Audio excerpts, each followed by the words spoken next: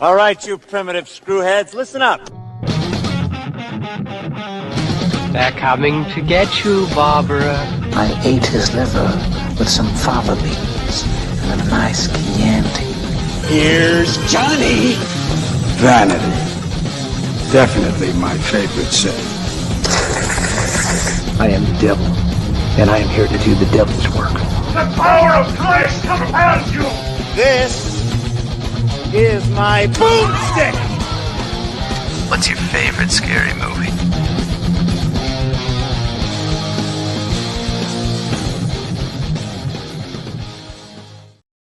Good evening and welcome to Shiver, a horror movie podcast. We are your hosts. I'm Daniel DeBona. And I'm David Ulloa. And we are here with episode 2 of the new year, episode 2 of season 4, episode 2 of the Apocalypse Trilogy. Hell of a way to kick this new season off. Yeah, I think that this is, I don't have good ideas often. Let me take that back. I don't have ideas often. When I do, they're rarely good. And to give credit where credit is due, it was Daniel's idea to do The Thing. And I said, hey, that's great. Why don't we capitalize on that and just kind of roll into the other Apocalypse Trilogy movies? Because I don't know when we're going to get around to them. Right. And there's no time like the present. That's what I say.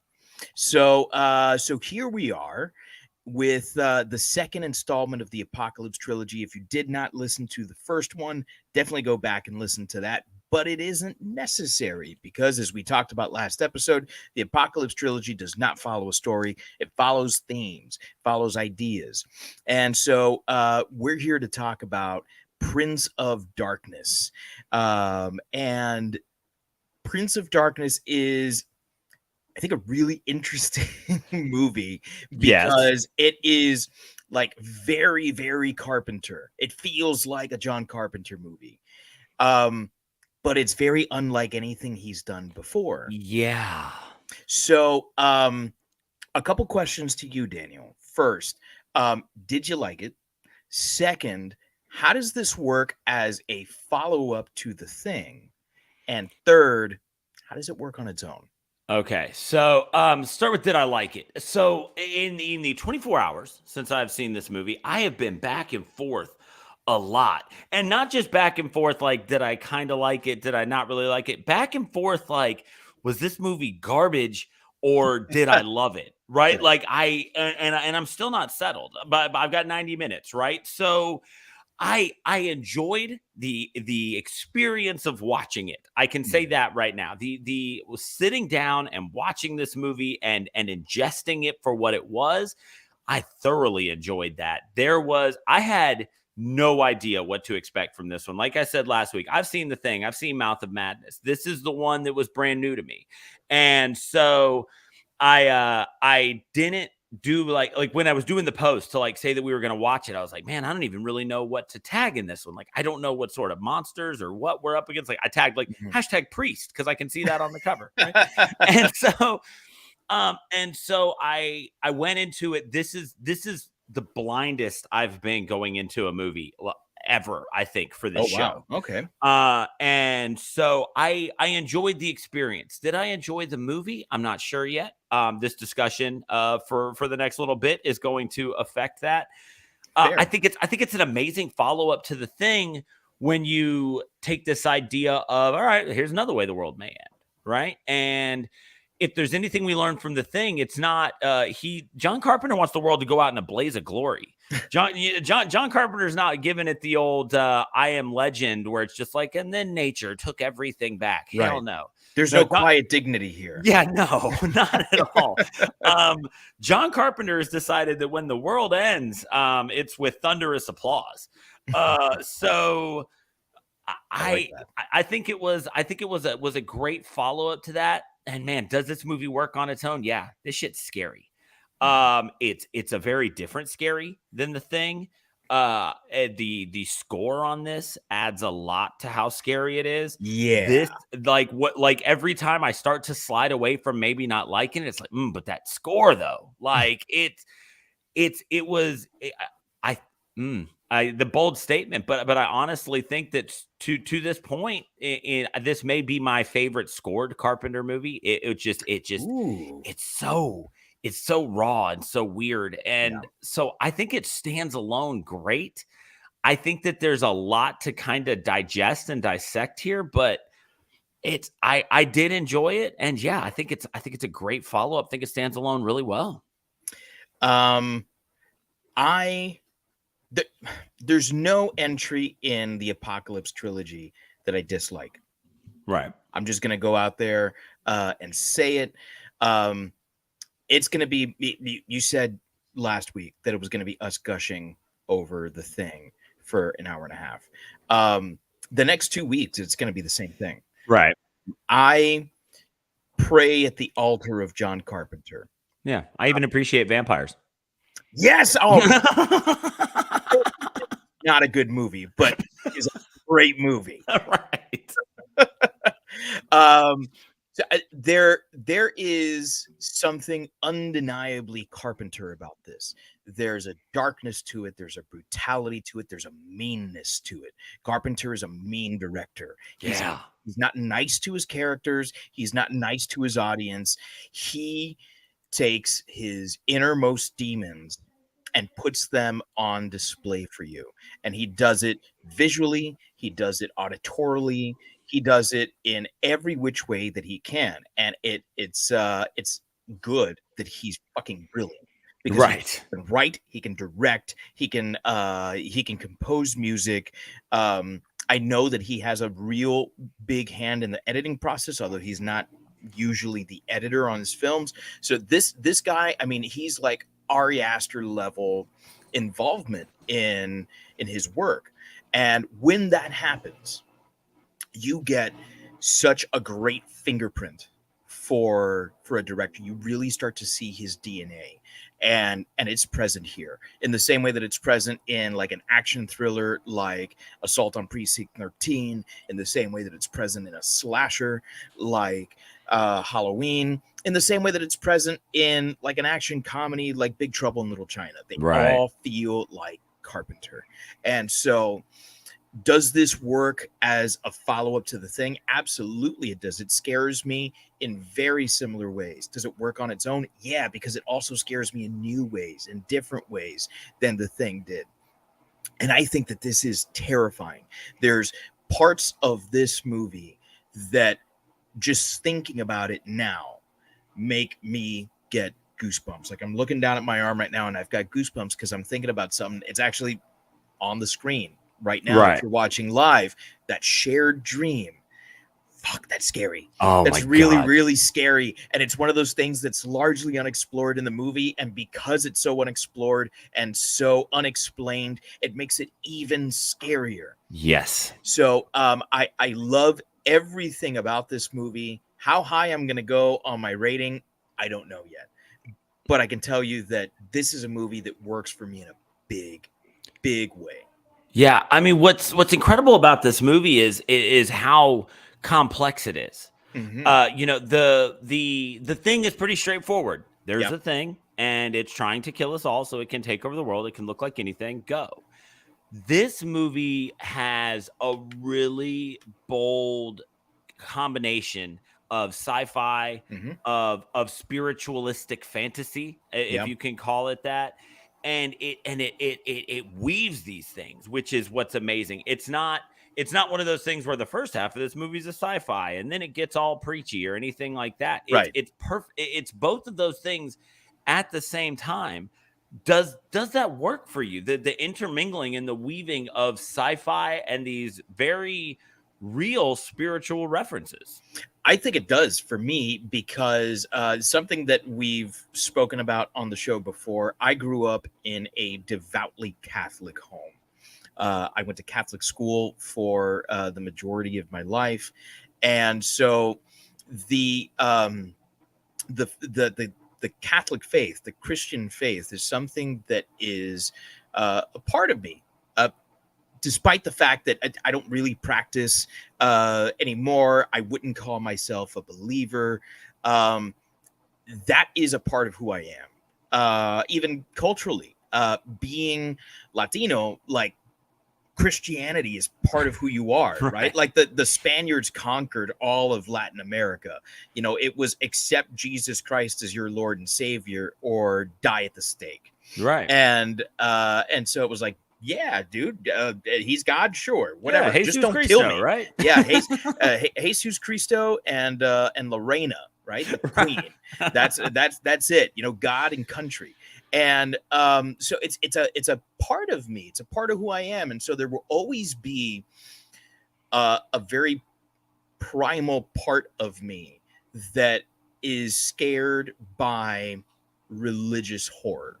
Anything that deals with religion is going to hit me on some level, despite the fact that I don't put any stock in it today. Right. That little like primordial goo that's back in my head somewhere is like, no, but like, what if? Right? Because it'll always be there. You know, and then my brain kicks in and is like, shut up, you fucking idiot. You don't believe in this shit. But it's incredible. It's incredible the way that he weaves the theology with the science to create something totally new. It's I am a little ashamed to say that I saw this with my 8-year-old. Okay. Link loves horror movies. We've talked about this before. He's seen some crazy shit. I think this is the one that finally fucked him up. I think I broke my kid. But he was really interested in that interplay of religion with science fiction, the idea that it was aliens, but they were gods and demons. And it was something that really scared him. So for me, yeah, man, this works. This like intermingling of genre. How about for you? Yeah, so that's it, right? You're absolutely right in saying it's good for John Carpenter that he's as smart as he is and as good as he is at the things that he does, because this is a bag that could have very easily been fumbled. You know, Stigmata attempted something kind of along the lines of this and wasn't done to the depth and the level of precision that this was to make it something that lasts. End of Days. Yeah, End of Days. Yeah. There we go. These types of things are things that people remember. You mentioned, and it's like, oh yeah, I remember that one, right? But you know, this movie's 35 years old. Stigmata came out early 2000s, 2001, something like that, yeah. Right. So in 10 years, I doubt we're going to be doing an episode where we're going to be like, oh my God, it's 35th anniversary of Stigmata. We need to talk about that. Right. So this movie conquers those things. I mean, we are going to do End of Days at some point, because if I can do a Schwarzenegger episode, I will find a way of arguing that it is a, you know, true horror movie. Love it. So it's amazing that you can look at this movie in two starkly different ways. And I feel like there's a valid argument for either. I think that there's one way to look at this where you say John Carpenter referenced, but kind of skirted a lot of the religious stuff. And it was just there to act as this Deus Ex, this MacGuffin, that would keep the plot moving forward. And I think that there's a solid argument for that, but I don't think it's the right one. I think the one is that John Carpenter approached religion very analytically, which is something that we tend to think of those two things as being so diverse that you don't do one with the other. You don't scientifically look at religion, because then the onion unravels too quickly. Right. And I think that he did a really good job of doing just that. He approached this theological idea of Jesus and God are aliens, and so is Satan and all of this. But then he did it under the guise of bringing in 13 scientists to break it down, and then was able to give us all of these different things. And I think it's really short-sighted to be one of these people who says he skirted the idea of religion. I don't think he did. I think that he broke it down in a way that's going to make a lot of people uncomfortable. Yeah. On our Instagram, Adam Condra, who did the episode with us for X, he talked about how much he likes this movie, and he's the principal of a I want to say it's an Orthodox school, I believe. And he was talking about how good this is. But he's a guy I know who, while he is very religious, is also always willing to talk about it in a meaningful way.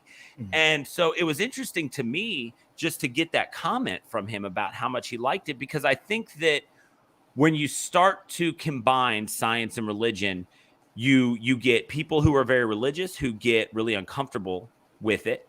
And I think you get people who are really scientific who get too gung-ho about it and view it as a way to deconstruct religion. Right. And I think that what John Carpenter did here was show us that there can be a world where these things can exist simultaneously. These people can work together to accomplish an end goal without just shitting on the other one, which is so often what those types of things lead to. Like, I always have to tell people, I'm like, yes, I'm an atheist, but I'm not like a militant atheist, is what I always say, right? Like, I'm not one of those people who's like, I'm an atheist, debate me. No, I don't want to. I don't want to. Like, it's just I don't care. Yeah, I just don't care. I'm an apathetic atheist at best, right?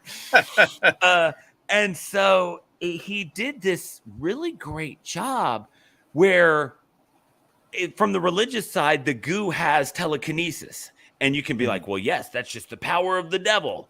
But then he's got scientific equipment that's like, it's sending out this weird, pulse of energy that's directed enough that it could probably move something. And so they use the phrase telekinesis, but they also use the science to kind of explain how those two things can go hand in hand. And I think that that's something that people are reluctant to explore, rightfully so, because it's something that's really hard to do. I think that that's a fantastic point. And I think that a lot of that has to do with the fact that religion is a very personal thing. Right. And I heard a lot growing up in the church that religion was not a buffet where you could say, well, I accept this and accept this other thing, that the religious dogma is what it is. Right. You don't get to cherry pick. Right. And as much as people say that, like, people do that all the time. it's pretty constant, actually. Yeah. And in fact, like, show me a religious person and I'll show you someone who disagrees with something. Right. In the theology. Yeah. People get really upset when you're like, oh, well, if you're just believing everything, here's this line from the Old Testament. Oh, right. Well. Yeah. Oh, so I can't pee now? Oh, yeah, gotcha. Exactly. Yeah. Right, Thanks, Leviticus. It's all the same Bible, folks. So it's when you're tackling a subject matter that is so personal, you're risking losing your audience. Yeah. It's like, as a teacher, I don't bring up politics in class because I know that the moment that I make a political statement, I'm going to lose half of my class. And you kind of don't want to put yourself in that position, because it's a really difficult position to be in, because no matter what the point you're trying to make is, you've lost your that base, whatever that base is. But Carpenter says, fuck it, I'm going to do it. And he approaches religion from a very literary standpoint. It's like there is a scripture, and scripture is literature. So is there a Satan? Yeah. But it's not exactly what you think. You were told this because it would explain it to you in a way that was easy to accept. Was there a Jesus? Yeah. Was he what you thought he was? No. But let me show you what he really was so that you can better understand. So he frames religion. So he doesn't ever really contradict anything. He's just framing it in a new way. And sometimes I find, photographs are like that. You can look at something in one light and then change the lighting, and all of a sudden it's like, oh fuck, I didn't see that before. Or look at something from a different angle and you're looking at the same exact thing. And so he does approach it with reverence in a way, because literature is something that should be approached with reverence. And so he never approaches it as like, this is fantasy or this is bullshit. He approaches it from, this is literature. This is, and literature can be analyzed, and literature can be synthesized, and literature can be anything. And so that's the approach that he takes. And I really, really like that, because number one, it allows him to do what he wants with the material. And number two, it does allow him to explore something on a personal level. This is why Midnight Mass will always be my favorite of the Mike Flanagan shows. As great as The Haunting of Hill House is, because it is great, it doesn't speak to me on a personal level the way that Midnight Mass does. And when you can reach someone on a personal level, you're going to do amazing things with that story for them. So I don't think that this is the kind of movie that has mass appeal, because if you don't respond to that religious aspect, then, well, it's just a movie. But if you do, whether you grew up religious or are interested in religion, then this hits on a totally different level. And you don't even need to be really religious. You just have to accept that there's a mythology that is being explored. Very similar to Greek mythology, right? When I teach mythology in class, that's what you got to go over, right? Right. So like, was there really a Mount Olympus with all of these gods? No, we would know. It would have been discovered. There'd be some evidence. Yeah. But why then? Why do these stories exist? Well, because people needed a way to explain the natural world around them. Yeah. And so why would Christian mythology, and that's a term that really bugs people out. It drives people insane. But it is that is what we're discussing here is a mythology. Whether you put stock in it or not, it's a mythology, right? So how does that help tell this story? I think it helps tell it in an amazing way, because you have the complexity of all the stuff. You're right. It is the total reverse of The Thing. The Thing explores some really complex issues and topics, themes, with a really simple story, and this does the complete opposite. Right. I think that one of the coolest and most telling things about the story that we get here in Prince of Darkness is this idea that they've got this book that they have to translate, and inside the book there's constant footnotes and and writing on top of in different languages, and it's very reminiscent of that idea that there have been umpteen versions of the Bible. Right. And things have been removed and they've been added, and King James just got in there and added his own shit, like just because it made him seem better or worked better for what he was wanted to do with his life. And it's something that's constantly being revised. And this idea of you can make a very similar, like this. It's like that argument of whether or not something is like a living, breathing document, right? That argument you have to have with libertarians all the time about the Constitution. Right. It's like, no. It's great. And yes, it's on paper, but also we as a people have to acknowledge that times change in 250 years. And so I loved that instead of it being like this one thing, like things were written directly on top of other things. And there were other languages. Made me go find out what Coptic was. By the way, it's a language from ancient Egypt that was eventually replaced by Arabic. But where I learned that? No. The Mummy. I don't remember that from The Mummy. Okay. Yeah. Well, there we go. Wait, hang on a second. We're talking about different mummies. Oh, you're talking about the Mummy. I'm talking about the Universal Mummy. Got it. Yeah. The original, like 1933 or whatever. Right. Yeah. So it was really cool to have them have to break this down, but they're having to break down all the levels of it because it's been going on for so long. They're having to kind of pull these things apart and find the connective tissue and which ones kind of make the most sense and which ones are the newest, which ones are the most researched, things like that. I thought that was a really telling part of this when it comes to the fact that, like I said, I think that you're just completely selling this movie short to say that he worked his way around these things by bringing the science in. I think that when you take the time to look at what he did with all of it, like you said, he was approaching it as literature and as something that is there, and that needs to be analyzed. It deserves to be analyzed, and that's what makes some of the character dynamics so good, especially between Donald Pleasance and Victor Wong, like the priest and Professor Bierrick.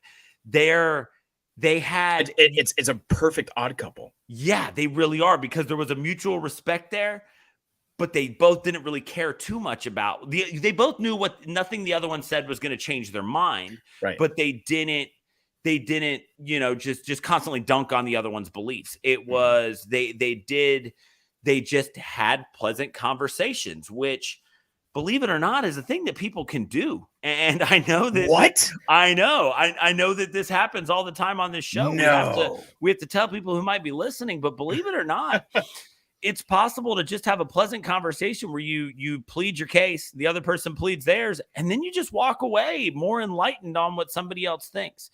And that's what we got out of those two. And I know we're going to get to some character stuff later, but there's so many cool things about this story. I love when we're talking about the blending of religion and science, this idea of the dream that's not a dream. Yeah. Right. That is this beautiful, horribly creepy thing that crawls in and out of this movie that gives some scientific credence to the idea of prophecy, which is really cool. And what did they use to give that scientific credence to it? The old Star Trek standby of tachyons. Yeah. I love Star Trek, but if they ever painted themselves into a corner, tachyons got them out of that corner. Yeah. Why? Because nobody really actually knows what the fuck a tachyon is. Like, it's a real scientific word, right?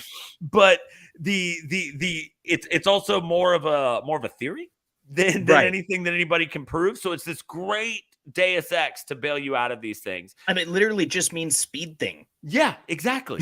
So it's great. The speedy thing. And so it's like, okay, well, what if, they kind of figured out, and they're like, so what if, and however many years from now, a scientist with advanced technology figures out the exact point to send something back through time, but not space.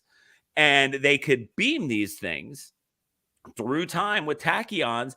And now suddenly you don't have to completely dispel the idea of prophecy.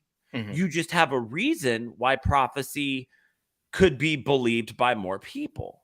And that idea really sums up a lot of the things that it seems like John Carpenter was trying to do in this movie, which is, what if there was a more tangible aspect to religion, right? Because like you were saying, it's not a buffet. You can't cherry pick. And so many people who do cross that line into being atheist, it comes down to the, like, where's the proof?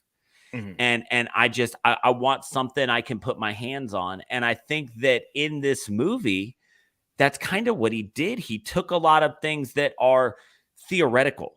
There's this idea that once there was a Satan, but now he's just kind of this ethereal thing that exists in some other plane. And he was like, no, Satan's a real thing. He's a vat of green goo, and he's here.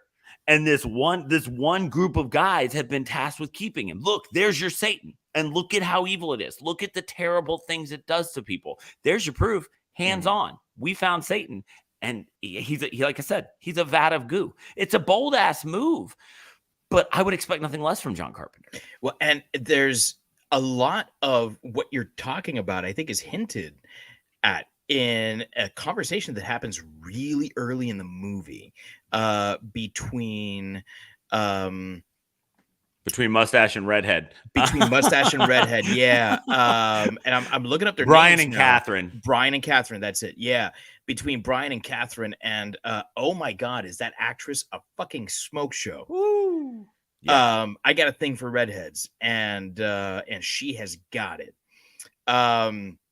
Don't know what she looks like today, but I can almost guarantee you that she could still get it.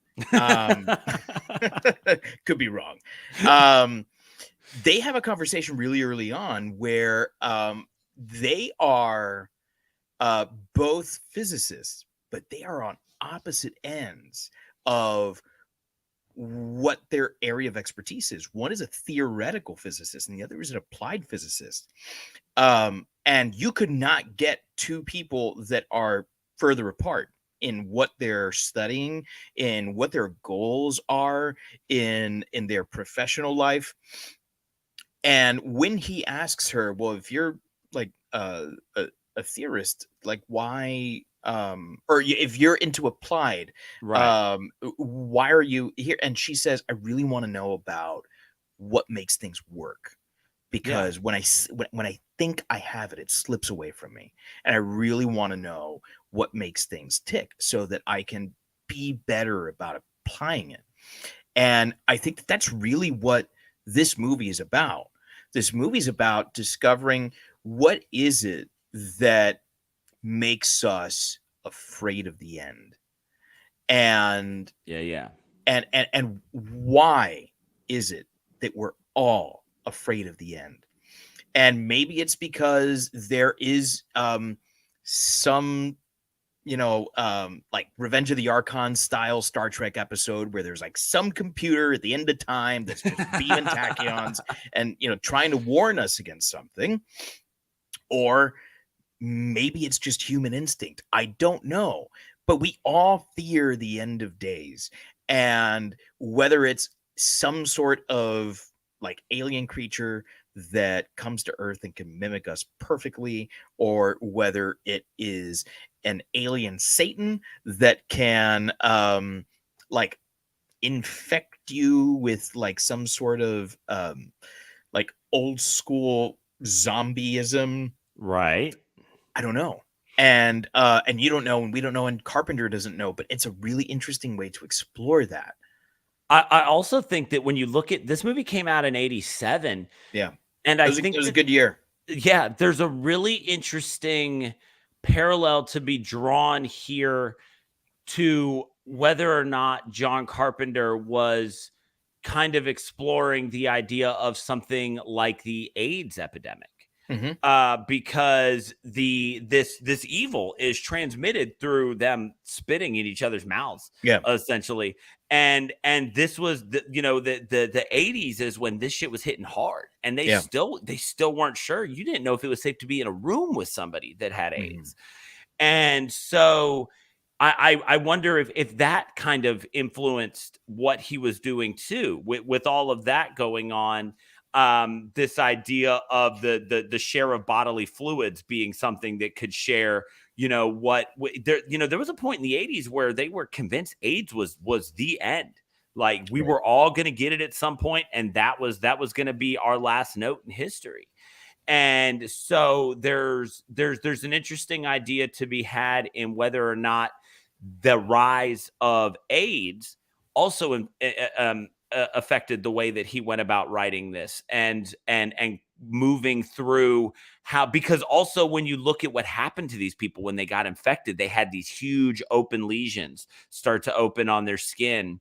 And things that people were seeing in AIDS victims. They were seeing these things in real life, and that was kind of happening there. I don't think that he was trying to make a statement about the AIDS epidemic one way or the other. I do just wonder if it was influential in the way that this all kind of came across.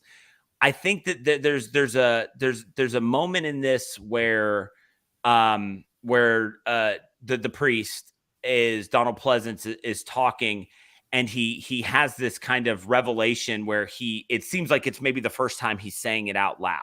And that is that, everything that he refers to priests and men of religion as salesmen, and that they found a story and they found a product or they found a story that sold their product well. And while it wasn't what they all knew to be the truth, that it was what they found was going to reach the people. It's that idea that we as humans are very self-centered. It's in our nature. But in the 7-8 billion years that the world's been around, and Earth being this one tiny blue dot, humanity's just a blip in the unfathomable, expansion of time and space. And he kind of has this grand revelation in that moment, sitting in the lab with all these scientists. And it was really interesting to see him say that, and then not have any of the scientists be like, "Ha, we won." Right. Which would have been real easy to do in that moment if you were one of these militant people. But it was presented in such a somber way that it just kind of hit everybody. The believers, the non-believers, everyone in the group all just kind of took in what he was saying. And you could tell it was this really deconstructive moment in his faith and his life.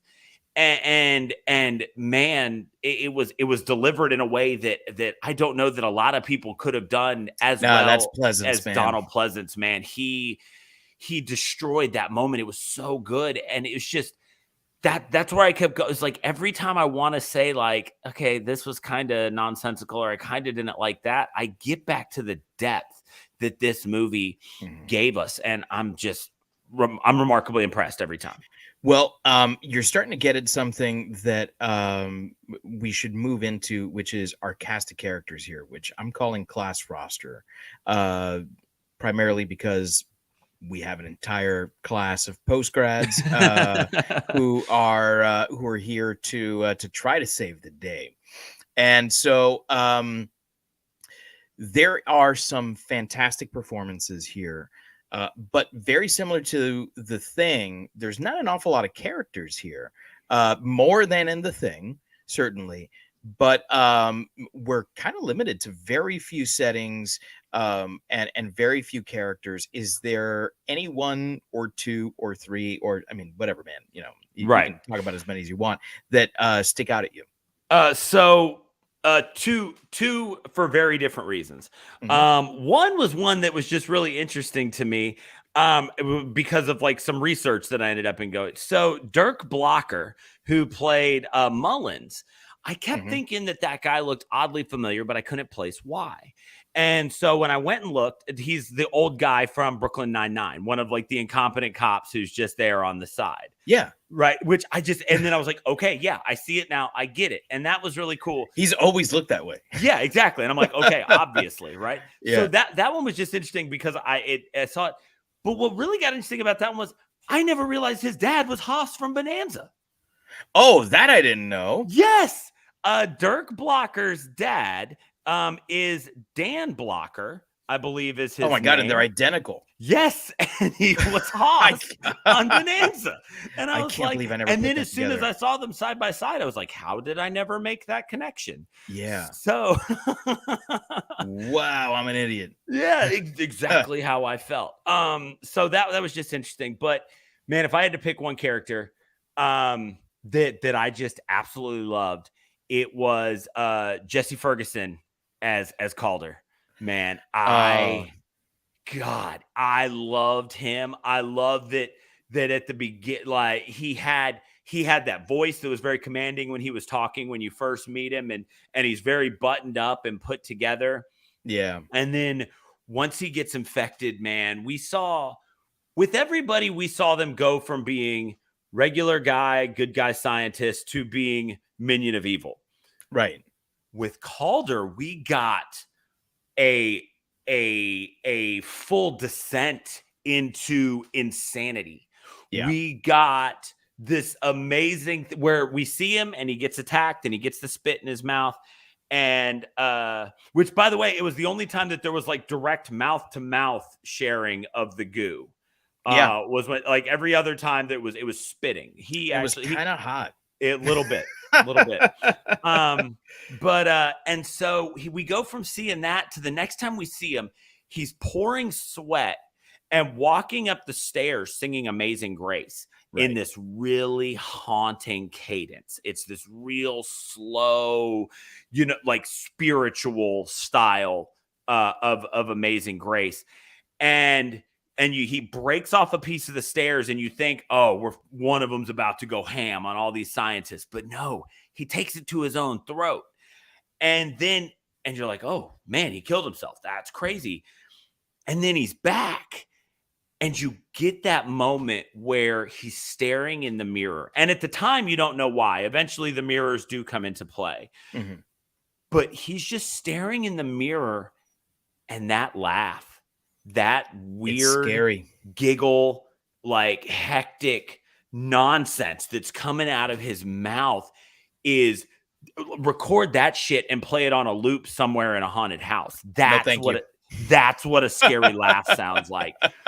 That he did such an amazing job. And he is one that I immediately recognized, Jesse Ferguson, because of his role in Boys in the Hood. Is a guy that I immediately recognized, and I was like, oh yes, hell yes. He's a guy who doesn't have a huge filmography, and I've only seen this and Boys in the Hood, but I do like both of those movies. But he was one, man, where we were along for the ride with him.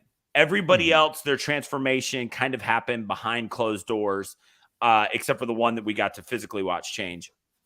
But we got with him, and so it also becomes this really weird idea of, so as I broke this one down, because this one stood with me, I started to kind of connect some dots here and try to figure something out. And this is a long shot reference, but stick with me. So in Infinity War, everybody turns to dust immediately, right? It just happens. They don't know what's going to happen, then it happens, except for Peter Parker, because his spider sense alerts him to the fact that something's about to go horribly wrong, and then he's dusted. When we first see Calders after he's changing, we see him singing Amazing Grace. And when we see him kill himself, which nobody else did, everybody else was either killed or just turned. And so there's this idea that I've had where maybe he was a very spiritual person who was also a scientist, and that had to be broken down before he could be fully converted. And then when he was, after killing him, which in my opinion is why he killed himself, because he could feel this evil coming on. For everybody else, it was a switch that flipped. For him, there was something inside him that was fighting this. And that is why he attempted to take his own life before it became a problem. Then when he comes back, there's still a part of him that's fighting for who he used to be. And that's why he has that mental breakdown in front of the mirror, because that one little bit can see in the mirror the guy that he used to be. But the part that is now taken over is finding humor in the fact that it has broken down and destroyed what was a spiritually strong person. And that's that's interesting. That's why that laugh is so bizarre, because it's frantic and it's pathetic, because it's him remembering what he was. And it's also heinous and hilarious because it is Satan realizing that he's taken one of the strongest soldiers on his first night here, right? And so whether or not I pulled all of that out of my ass for the past 24 hours, it's why he has stuck with me as a character, because I think that there is a remarkable amount of analysis and depth to be had out of this character, who probably has 4 lines of dialogue in the movie. You have no idea how much that logic and reasoning just turned me on. Yes. Because I have considered that. Not your logic there, but why that kind of breakdown happens in front of the mirror. And what I came up with was something that was not nearly as romantic, not nearly as analytical, and it's much more cold and logical, which is normally not me. Right. I thought he found a mirror. And he found a mirror that was large enough to pull Satan's father out. Right. And he was so overwhelmed with joy that he was the one who found it. That he favor would fall upon him. And so he in this sort of like childlike innocence where like everything that you are is stripped away and all you are is a minion. He forgets. Right. He doesn't go find anyone. He doesn't tell anyone. He's just like, I am so going to be rewarded for this. Yeah. You know, it almost like, fuck, what's the movie I'm thinking of?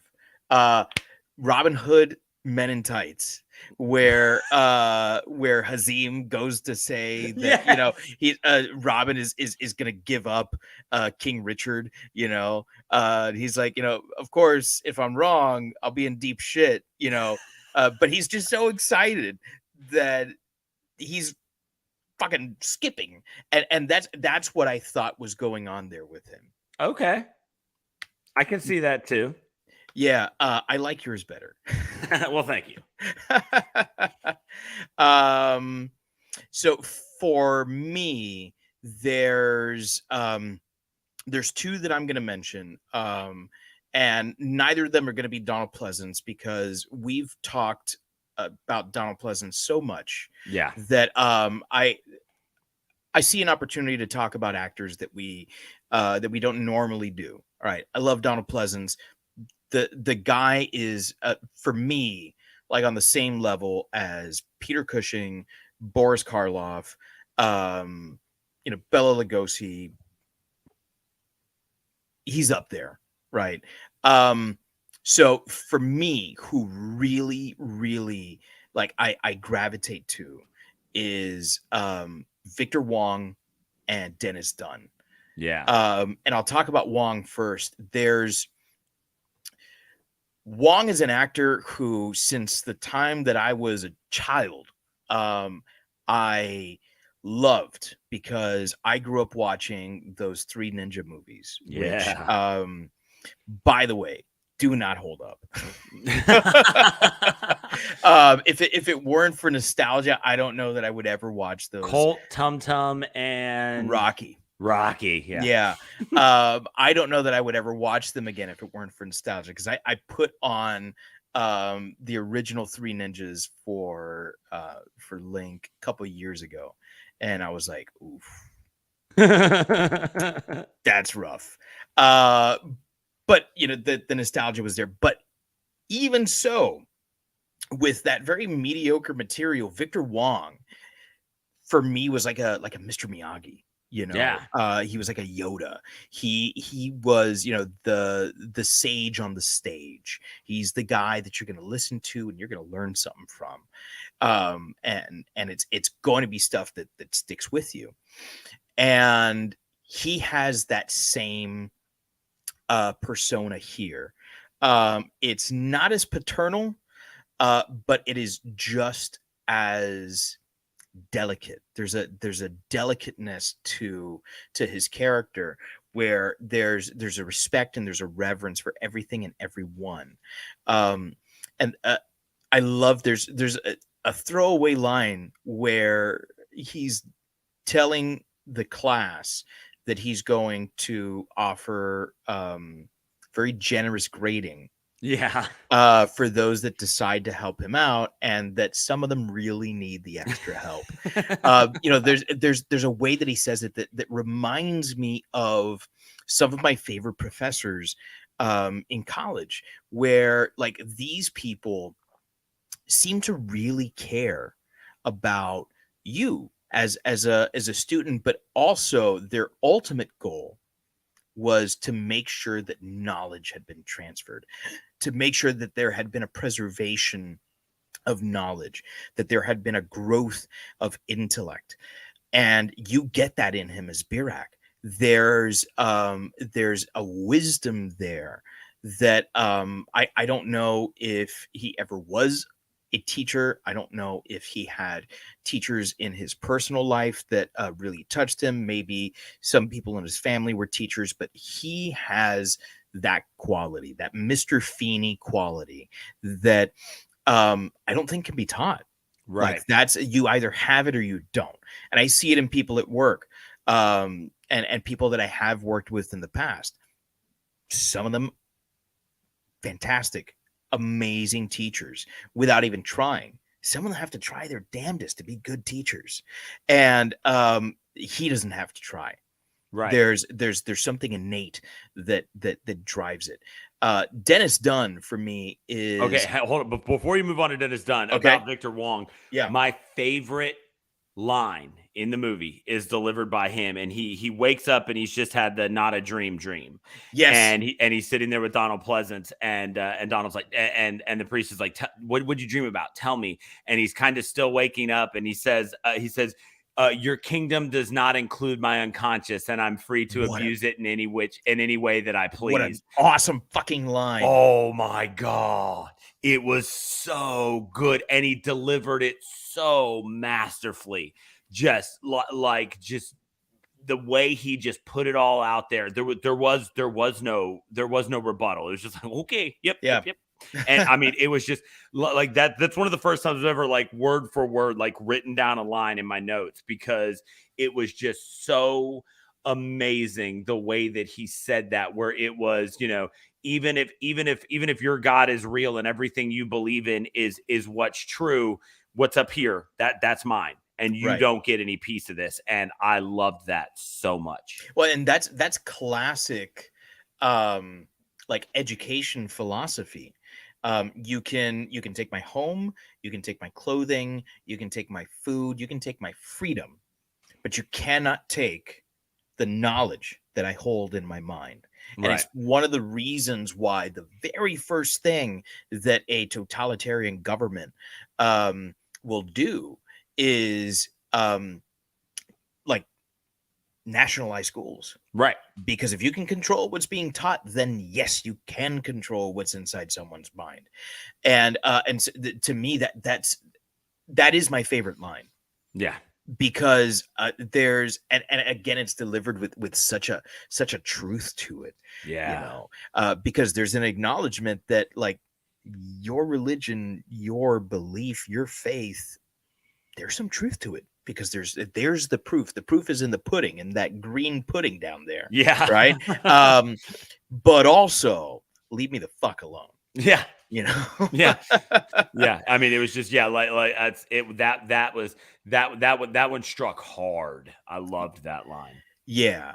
Absolutely. I'm so glad you brought that line up. And then with Dennis Dunn, I've only ever seen him in 2 movies, in this and in Big Trouble in Little China. Right. But there is such an amazing energy that he brings to the screen. Fuck, I fall in love with every character that he that I've seen him play, because there's a sort of cocky awkwardness to him that he does really, really well. When he gets trapped in the closet and they finally, I mean, after hours, the 2 girls start breaking down the closet door, and that's when he fucking freaks, and he says, "Get me the fuck out of here!" Yeah. And he starts going crazy trying to open up the wall. It's like, shit, dude, you could have done this from the beginning. Like, you were just kind of sitting back, and it's like, yeah, I'll let them come rescue me. It's such a great comedic character in a movie that doesn't have very much comedy.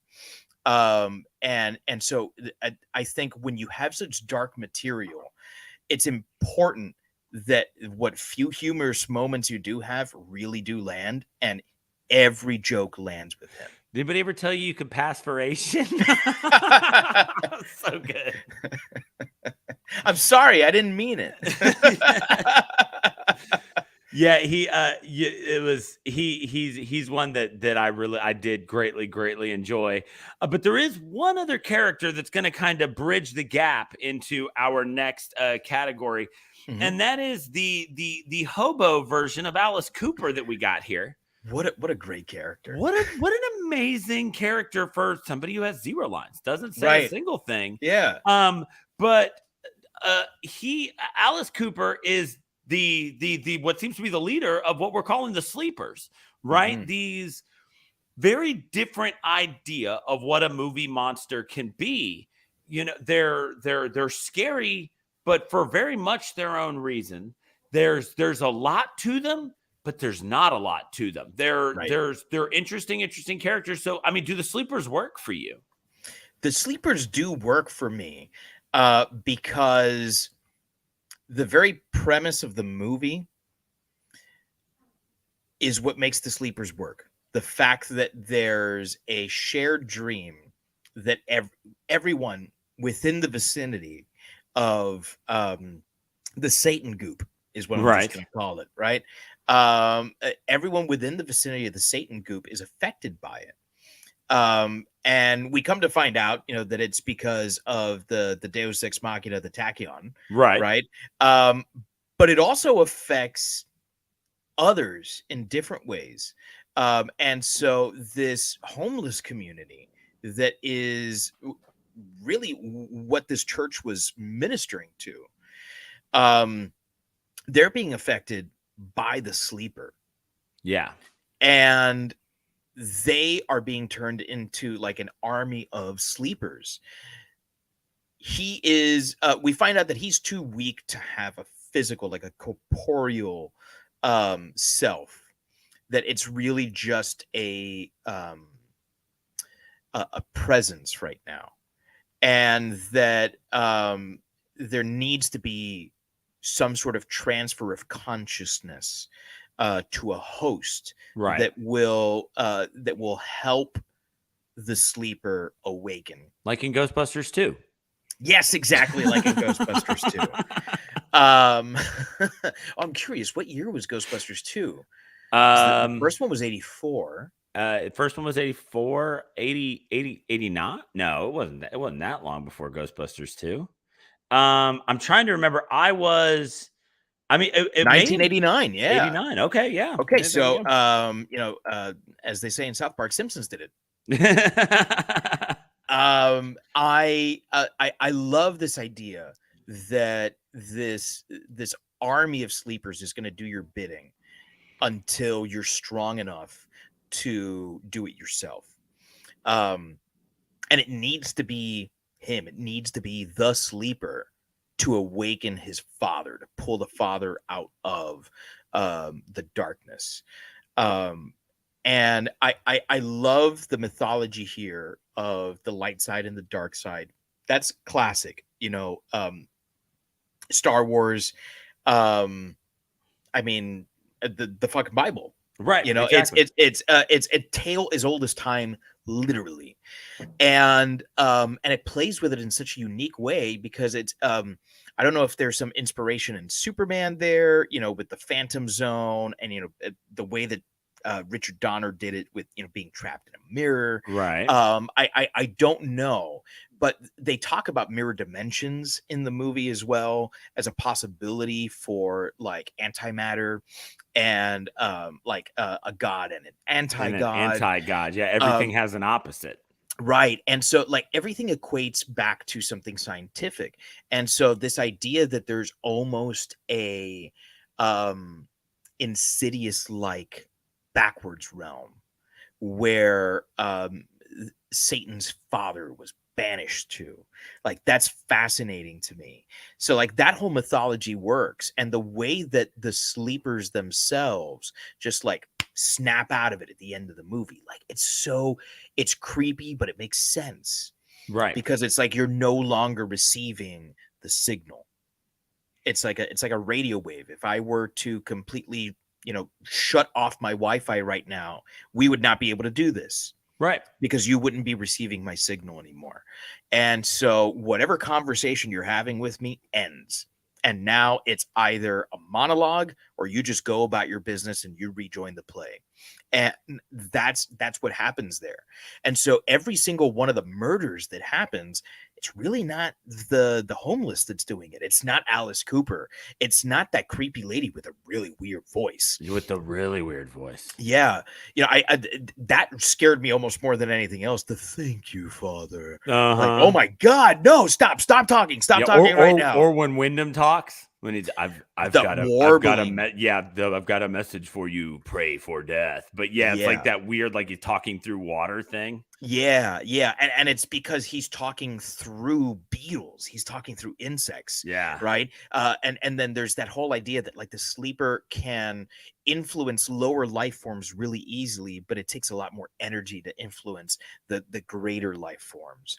And then again, going back to like that almost AIDS-like transference of evil, where it's that first blast of energy that hits Susan, right? And then from Susan to Kelly, and everyone that gets it, right?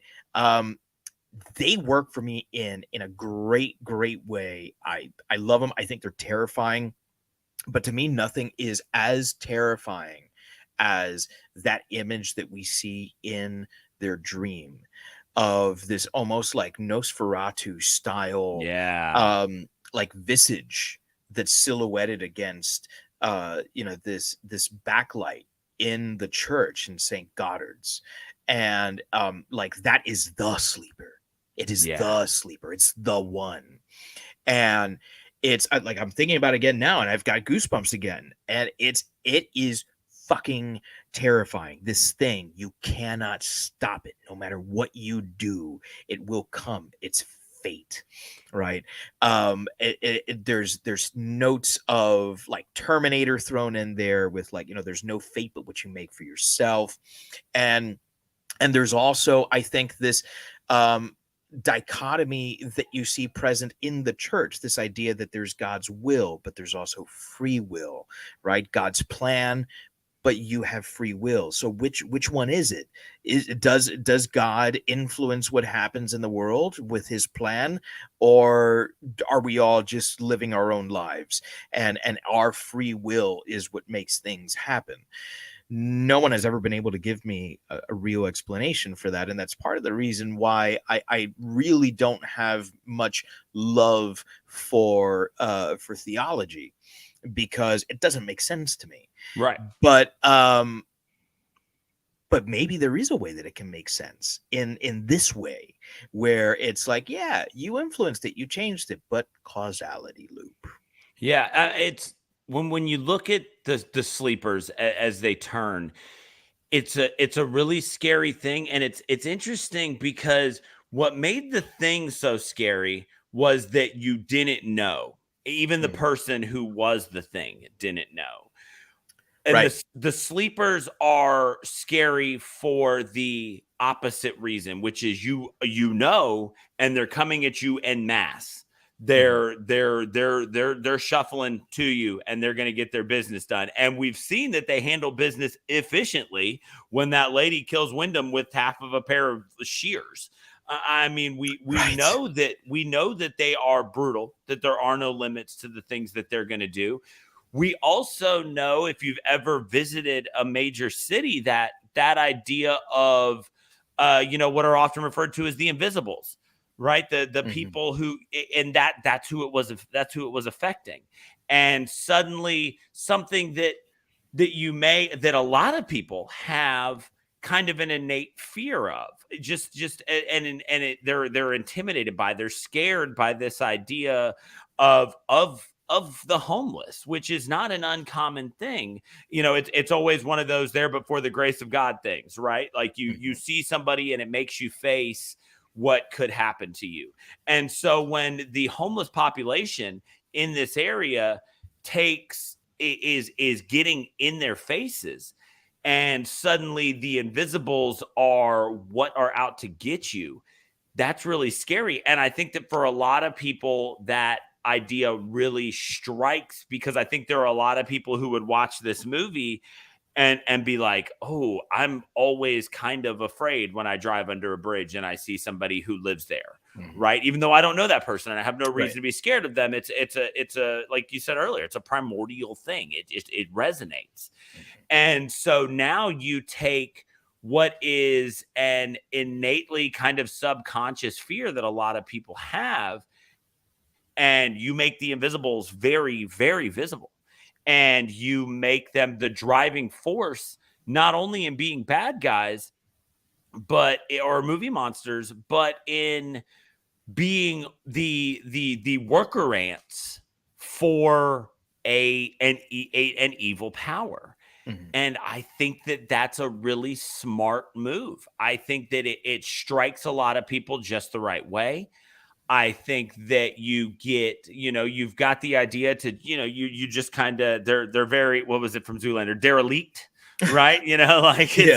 It's, they've got just the typical look, but it's that idea that you take something that, even though nobody really openly admits it, that everybody has a little bit of, if not fear, standoffishness about, and you shove it in their face. And when you're looking at a bunch of people who are going to what seems to be some sort of Ivy League school, right? I mean, this is one of the top theoretical physicists in the world teaching there. So you've got to assume that this is a high quality school. So you've also got to kind of assume that all of these people trapped in this situation, the idea of homeless and of being homeless is so far from their mind that, yeah, that probably is something terrifying for them. These are people who probably live cushy lives. So when you mask the greater evil in something that not only your viewers are afraid of, but are something that it's a very short line to draw to assume that your characters in the movie are going to be very afraid of, I think that you create a very efficient movie monster, and efficient, not only efficient in how well it scares, but efficient in how little you had to do to make them scary. Yeah. They really didn't have to do that much. Yeah, there's the weird voice. She stabs, gets stabbed with the shears. The one dude just gets skewered, right? They did plenty to be scary, but let's face it, coming on the heels of The Thing, there was a lot of special effects that went into making The Thing scary. The dog itself wasn't scary, even once we knew it was The Thing. It was a cute dog. It was like a Malamute or something, or whatever. But you took something, and there are not a lot of special effects amongst the sleepers that are the homeless population surrounding St. Goddard's, and yet they're equally as effective as being scary. And I mean, it's the model of efficiency for making a good movie monster that a lot of people can relate to.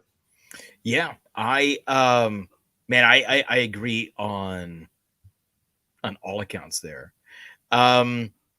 That kind of leaves us with just one area to talk about before we get into ratings, and it's exactly the same thing we talked about last week. And as this is a trilogy of movies, kind of makes sense, and it's something that we're calling apocalypse ability.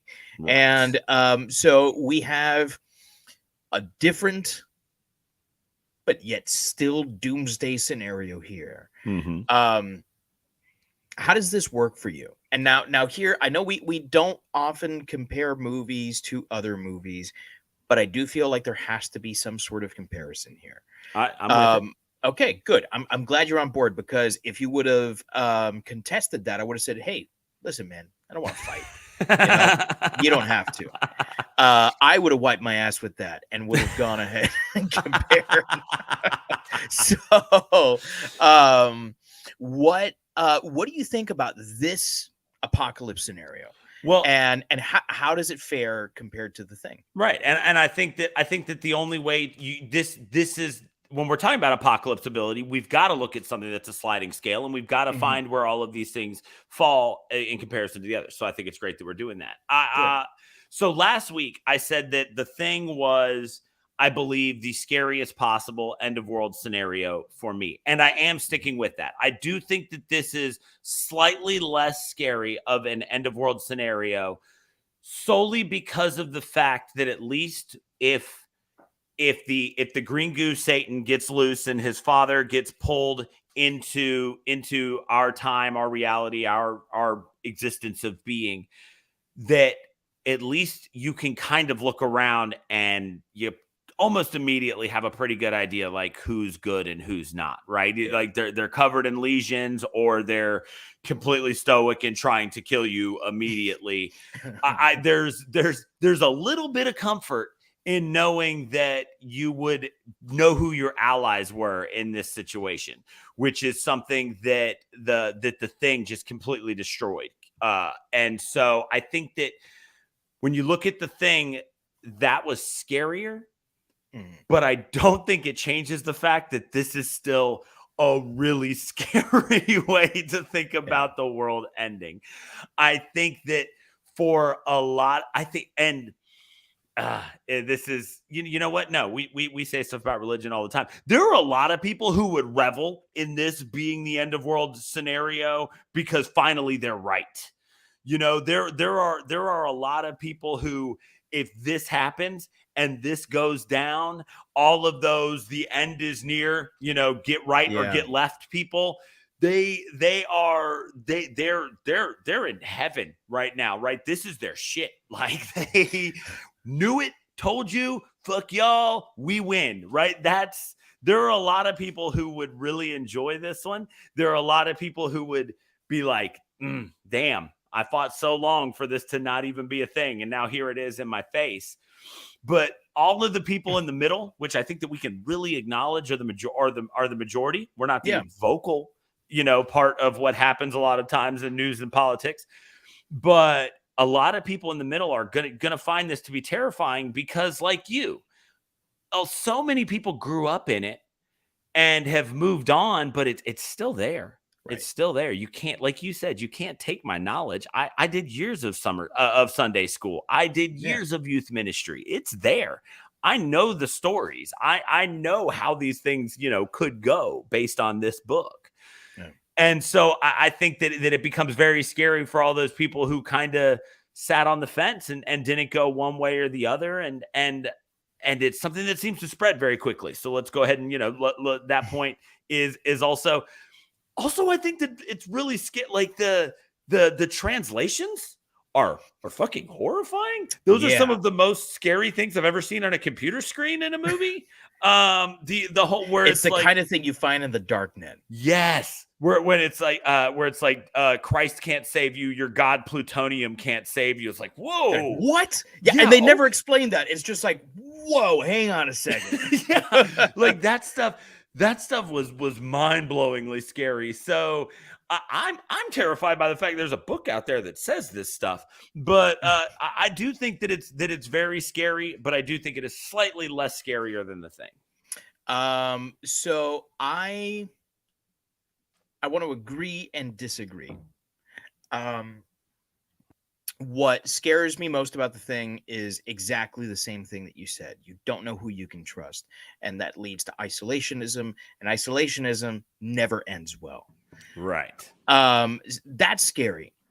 What is most scary to me about this is that it seems like it cannot be stopped. There is no stopping it. The message in the dream is as follows. This is not a dream. We're using your brain's electrical system as a receiver. We are unable to transmit through conscious neural interference. You are receiving this broadcast as a dream. We are transmitting from the year 1999. You are receiving this broadcast in order to alter the events you are seeing. Our technology has not developed a transmitter strong enough to reach your conscious state of awareness, but this is not a dream. You are seeing what is actually occurring for the purpose of causality violation. That's terrifying. Yeah. I'm reading it. I know it's my voice, but I'm hearing the words. I'm like, fuck, who thinks of this shit? Yeah. Right. Here's the thing about the movie that isn't the thing. When we see that dream that is not a dream, every single time it's that sort of like vampiric looking character that's silhouetted in the doorway until Catherine sacrifices herself and launches the sleeper into the dark realm. When we see the dream next and it plays out in its entirety, it's Catherine that's framed in the doorway, and it's the same exact message. Even uniting father and son, evil father and son, right? Anti-God, anti-Jesus. In the dark realm, someone is going to awaken the sleeper. Right. It is going to happen. And there is nothing that you can do about it. And here's the fucked up thing. It's the same year. It's still 1999 that they're broadcasting from. Like, you literally changed nothing. Yeah, it's that whole time travel trope of like, oh, all we did was cause this to happen. We didn't stop anything from happening. Exactly. So, like, what is the causality violation that's happening here? Is it that you're hoping that the causality violation is that they change the outcome and that no one walks out of that church? Or is the causality violation that you're forcing it to happen? Who's on the other side of that tachyon emitter? Yeah. I don't know. And you don't know. Is that the sleeper hoping to awaken someone? Right. I mean, and also shout out to John Carpenter. Like, Blade Runner came out in 1982, was placed in 2019, right? So it's like, okay, this is 37 years away. John Carpenter goes, this is 12 years away. So get your shit together. Right. Yeah. Yeah. We got like no fucking time. Yeah. No, you better figure it out because this is coming. And I love the one it was like 1-9. And I was like, it doesn't matter where he goes from here. This shit's happening soon. Right. Yeah. Yeah. It's happened. Yeah, exactly. It's happened today, you know? And to me, like that really open-ended finale where Mustache is there holding his hand out to the mirror. Yeah. What is going to happen there?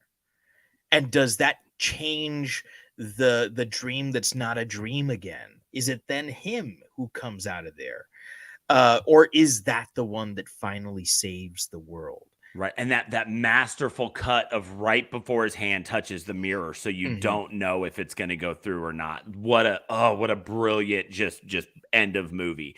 Cause it was like, oh man, is he going to touch his hand? Is it going to go through? And then it just ends. And it's like the end of Inception. You don't know if his hand went through the mirror. And it was wonderfully, wonderfully done. Again, John Carpenter, amazing at what he does. So I'll ask you the same question I asked you last week. What do you think the real ending is?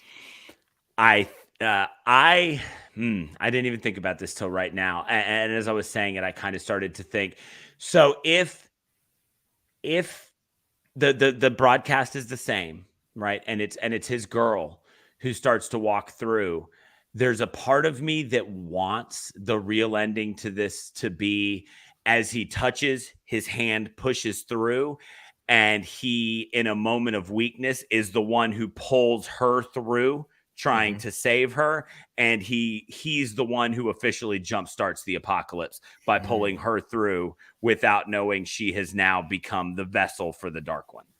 Interesting. So last week, I think I went more negative, and you did because you were like they're both the thing, yeah, right. I think we're going to reverse it this time because I think that he pulls away before he touches the mirror. I think that he's too afraid because he saw it happen. And the scientist in him says, how do I make it so that it never happened? Right. And I think he's the voice that they hear in the transmission. Oh, okay. And I think that he's the one who creates this tachyon beam. And I think that he's the one who explains it. Right. You know, so it's like, if he had this idea back then, what if he's the one who creates all this? And then he's in effect the one who's responsible for Catherine getting sucked in the first place. Okay. All right. I like so it. Yeah. And then like, he's got to live with this at some point. He's going to realize like, fuck, it was me. I was responsible. And, I mean, there's events that crush our collective worlds, and there's events that crush our individual worlds, and they are just as deadly, one as the other. Right. And so his apocalypse, if that's the way it ends, is that moment where he realizes, had I not created that tachyon beam, I don't know that any of this would happen. because at the very least, I would have been with her this whole time. All right, I like it. I like it. It sounds good. Yeah. So we flip-flopped on that one. We changed it up there. I definitely went a little bit darker. So, all right. Well, that's going to take us to the point in the show where we rate this thing. And it just like as a reminder to everybody who listens to the show, every movie is in of itself its own piece of art. So we are going to rate this movie only against itself. So while we do compare the apocalypse ability of this movie to The Thing, we are not going to be directly comparing this to The Thing. Our rating for this movie is standalone. And that is why for every movie, we create a unique rating system. And for this movie, something that, one thing about an episode like this, and what I consider to be some of our better episodes, are the ones where it's not 90 minutes of us just referencing, oh, that scene was so cool. No, that scene was so cool, right? There was a legitimate 90 minutes worth of breakdown in this. So if you're just listening, you haven't actually seen it, this one's not going to mean a thing to you. But out of a possible 5 weaponized bicycles, what do you give Prince of Darkness, Dave? I know that I love this movie, and up until this moment right now, I had no idea what score I was going to give it. I knew it was going to be a good score, but I didn't know how good it was going to be. But after discussing this movie for the last hour and 20 minutes, I can't find a single flaw with this movie for me. On my personal level, I think that this is a movie that that speaks to the person that I was. It speaks to the person that I am, because it speaks to the believer that I was, and it speaks to the skeptic that I am today. And that's kind of amazing that a movie can manage to do both those things. This is one that I don't rewatch often. In fact, I think upon this rewatch, it was maybe my 3rd time watching it. Right. Maybe it's one I got to throw into the rotation more, because I'm going to give this 5 weaponized bicycles. To me, I can't find a single issue with this movie, including Alice Cooper. Fuck, man, one of the greatest rock and rollers of all time, without a doubt. And also like one of the creepiest looking dudes of all time. So, correct. Match made in horror movie heaven. I am. So I said at the top, right? I've been on just both sides. I've been in both end zones of this one, and I've had moments in the past 24 where it was like, I did not like it. Something didn't sit right. And I've been in one where I'm like, this was incredible. And so, and like you said, after an hour and 20 of talking with it, I can't find anything that now, after just saying it out loud, sometimes just that idea of getting it out so it's a linear stream of thought, which is I don't know what everybody's brains are like, but mine is a swamp at best, right? And I'm just sticking my hands down into the muck and seeing what I pull up. So sometimes when I can make that clear path, and it really shores things up for me. I love the characters in this. I love the theology in this. I love the science and the science fiction in this. I like I said at the beginning, I love the score in this. Man, this is a tense ass score. It's that Telltale Carpenter electronica. It's like you put a banjo on a theremen. Like I don't I love know. That. I don't know how he's doing it, but it strikes at me. But there's still something about it, and it may just be because it's my first watch, where I'm not going to hit quite at the 5. I'm going to put this at 4.5 weaponized bicycles. And it's something that another rewatch, now with a clear plan of kind of what I'm looking at, after a rewatch, I may redux this in a year or so and move it up to a 5. But there's still just something, like the fact that I still had to kind of pull myself into this keeps me away from giving it a 5. Yeah. That's where that half bicycle is. My last one, it's just handlebars and a front wheel. It's that the last half of that weaponized bicycle is in the fact that 5 stars I tend to reserve for something that as soon as it's done, I'm pretty much like, yeah, that's 5. That that's was a the 5. one. Yeah, that's the one. And it didn't hit me like that, but it's because I was trying to keep my head above water with all of this that we just put out for the people. So I'm going to go 4.5 weaponized bicycles on this one. That's, man, I love your reasoning for that too. I can't be mad about that. Particularly because when you average out 4.5 and 5, you get 4.75, which rounds up. And so it is 5.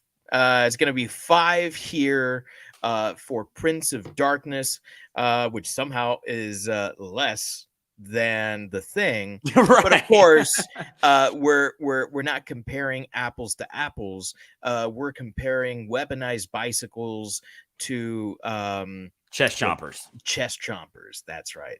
And those are different things. Yeah, they are very different things. Yeah, still deadly, but different things. And so there you have it. Prince of Darkness, 5 out of 5. And we will be back next week with some more John Carpenter goodness, where we will be reviewing the final installment in the Apocalypse Trilogy, In the Mouth of Madness. Yeah, very excited about this one. We're going to have on Tyler Nafe, who we mentioned last week, had us and a bunch of our previous guest hosts onto his YouTube channel, Off Meta, to play a game called Blood on the Clock Tower, where we were well out of our depth, but had a blast for 2 hours. I need to check with him on the exact release date because we didn't stream that when he recorded it for later release. Okay. So keep an eye on our social media. We'll let you know when we're going to be on there because we had so much fun learning a new game, met a bunch of great people, had some really good conversations. It was a ton of fun. So make sure if you head over to YouTube that you not only check us out at Shiver Pod, but that you check him out at Off Meta Gaming. Off Meta Gaming is his channel. They play a lot of different stuff. Main one being Blood on the Clock Tower, which is a social deduction game where I'm pretty sure most of us were dead before we were like, hey, I get how this game works. So, yeah. But I'm anyway, sorry about that, by the way. Yeah. That was largely my fault. Look, I won't explain why he's apologizing in case anybody wants to go watch that. But after you watch it, you'll understand why Dave, owes me an apology. So thank you. So anyway, make sure you check us out on all the social medias. We are at Shiver Pod. Everywhere you can find us. We're on Instagram, Twitter, and Facebook, and YouTube, all at Shiver Pod. You can download us wherever you get your podcast. You can watch us live if you just want to see our beautiful faces and watch Dave get goosebumps in person. You can find us on YouTube. Yeah. We, of course, record every Wednesday at 9/8 Central. There you go. 9/8 Central. You can watch us live on any of those things. We stream on Facebook, YouTube, and Twitter. And if you're watching live, you can comment and let us know what you think. I know it's a weird time. Everybody's getting back into school. We're missing some of y'all. We're missing some of your comments. So if you're listening, come back and join us for Mouth of Madness. We're going to have a lot of fun finishing up this trilogy. And we've got something awesome planned for February we'll tell you about next week. Absolutely. So on behalf of all of us here at Shiver, write you very much.